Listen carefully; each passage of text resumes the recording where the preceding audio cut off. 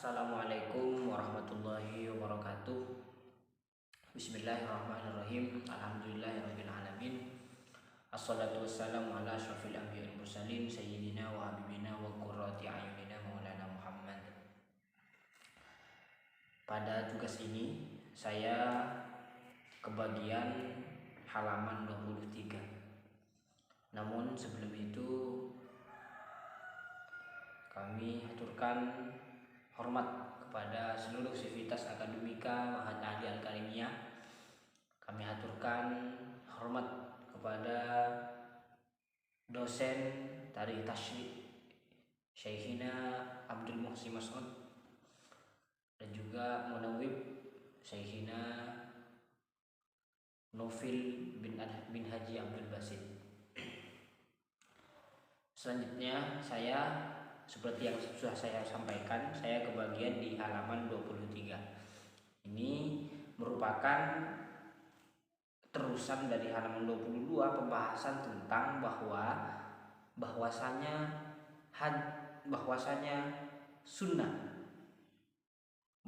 sunnah menjadi mubayyin daripada Al-Quran, seperti itu. Yang masih umum di dalam Al-Quran itu dirinci atau dijelaskan di sunnah, seperti itu. Bismillahirrahmanirrahim. Saya baca saja. Ini sudah ke contoh-contohnya posisi sunnah sebagai mubayyin, seperti itu, sebagai penjelas, sebagai gagasan kedua yang menjelaskan yang mujmal di Al-Quran.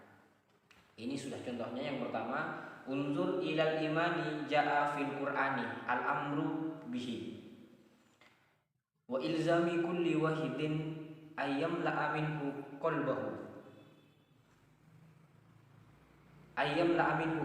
summa bayyinat wa as-sunnah biqaulihi al-imanu an tu'mina billahi wa malaikatihi wa kutubihi wa rusulihi wal yaumil akhir wa bil qadri khairihi wa syarrihi. Di sini di dalam Al-Qur'an sudah dijelaskan, sudah ada bahwa setiap seseorang harus iman, seperti itu. Loh, bagaimana imannya? Iman yang dimaksud di dalam itu bagaimana?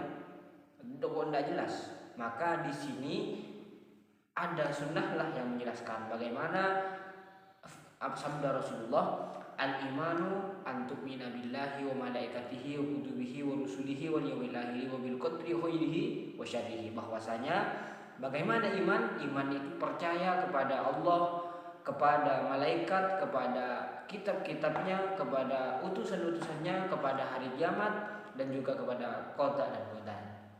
Seperti itu.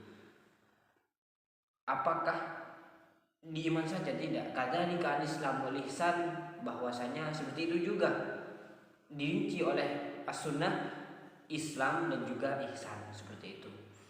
Kemudian contoh yang kedua di sini, wanzur ila sholati imaduddin aujabahal Qur'an min ghairi bayanin wa bayyanat as-sunnatu adada sholawati war rakaati wa kaifiyatiha wa syurutiha wa islahi ma qad yaqa fihi al-khalalu minha wa wadahat awqatuha wa kaifa al-amalu fi fawaitiha. Di sini contoh yang kedua tentang as-sholatu imaduddin, bahwa sholat itu adalah tiang agama. Quran sudah mewajibkan bahwa setiap seseorang yang beriman harus sholat, seperti itu.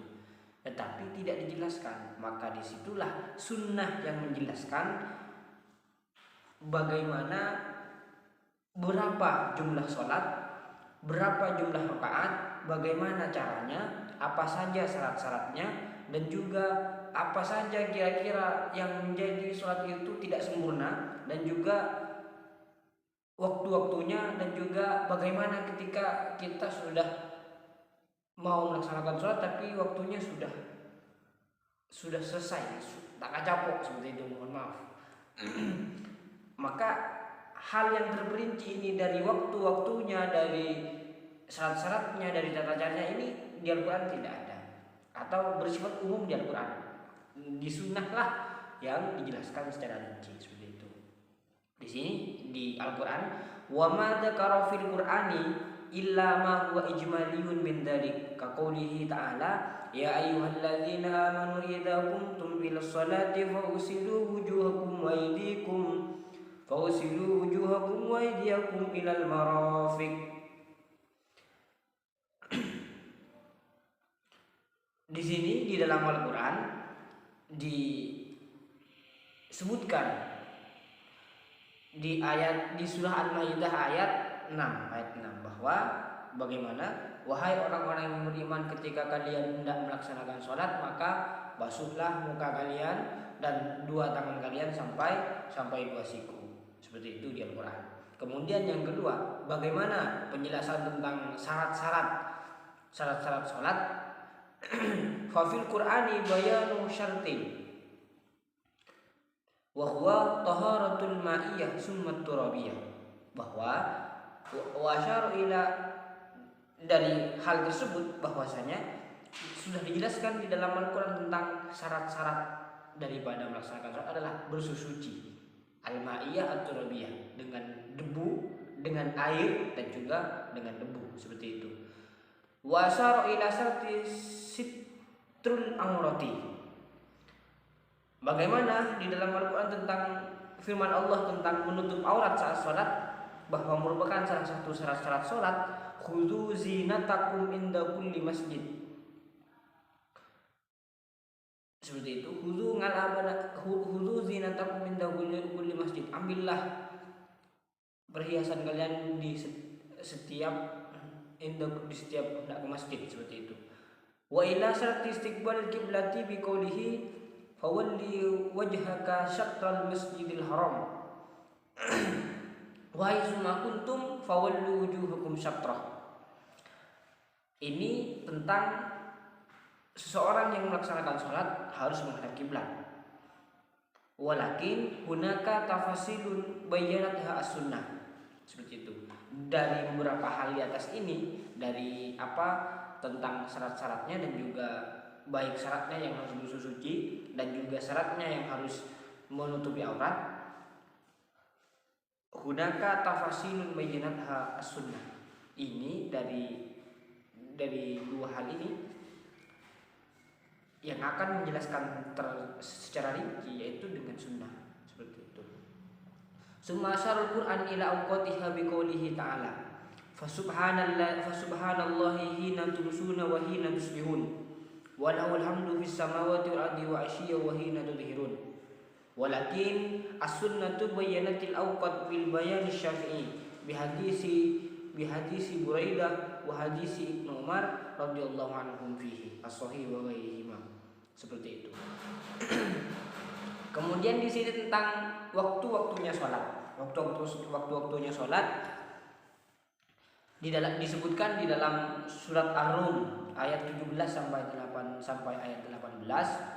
Fasubhanalladzi hina tumsuna wa hina tusbihun walawal hamdu bis samawati wal ardi wa yashiya wa hina tusbihun. Di sini hendak dijelaskan bahwa kalau sholat zuhur setelah tergelincirnya matahari, kemudian kalau sholat asar setelah dua bayangan dari tergelincirnya matahari tersebut, kalau maghrib terbenamnya matahari, kalau isya sekian, kalau subuh sekian. Ini tidak dijelaskan karena di dalam Al-Qur'an. Maka dari situlah di sini disebutkan walakinnas sunnatu bayyanat al-awqatu bil bayan Syafi'i bi hadisi Buraidah wa hadisi Ibnu Umar radhiyallahu anhu fi sahih wa ghairihima. Jadi di sini yang menyebutkan tentang waktu-waktu salat tersebut, yang menjelaskan secara rinci adalah di dalam sunnah, seperti itu.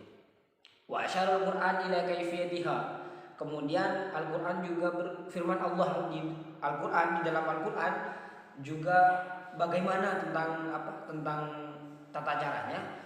Irka'u wasjudu. Kalau firman Allah irka'u wasjudu di dalam surat Al-Hajj ayat 77. Kemudian waqumu lillahi qanitin surah Al-Baqarah ayat 237. Firman Allah tentang bagaimana tata cara sholatnya seperti itu sudah. Ayat yang saya sebutkan tadi, irka'u wasjudu, berrukuklah kalian, bersujudlah kalian. Jadi masih belum benar-benar rinci bagaimana seorang ketika melaksanakan sholat. Maka walakin as-sunnatu hiya allati istawfat faqala shallu kama ra'aitumuni usolli. Seperti itu. Ini sudah selesai halaman 23, alhamdulillah. Bahwa bagaimana tata cara sholat. Bagaimana tata cara sholat? Tata cara sholat tersebut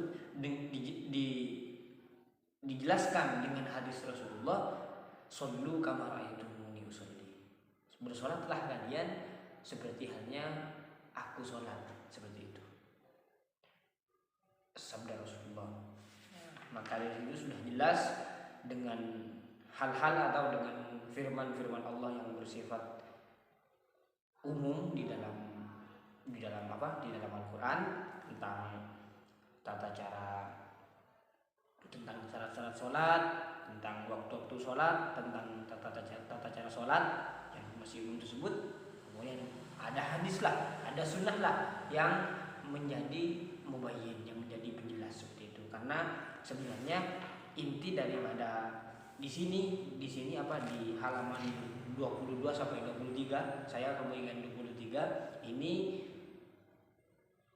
menjelaskan bagaimana salah satu fungsi sunnah adalah gagasan penjelas terhadap Al-Quran seperti itu. Salah satu fungsi sunnah adalah gagasan penjelas terhadap firman-firman Allah di dalam Al-Quran. Seperti itu. Kira-kira demikian. Wallahu a'lam bishawab. Mungkin terdapat beberapa kesalahan dari yang saya baca dan yang saya ambil kesimpulan tadi. Mohon maaf dan mohon koreksinya seperti itu. Terima kasih. Wallahul muwaffiq ila aqwamit thoriq. Wassalamualaikum.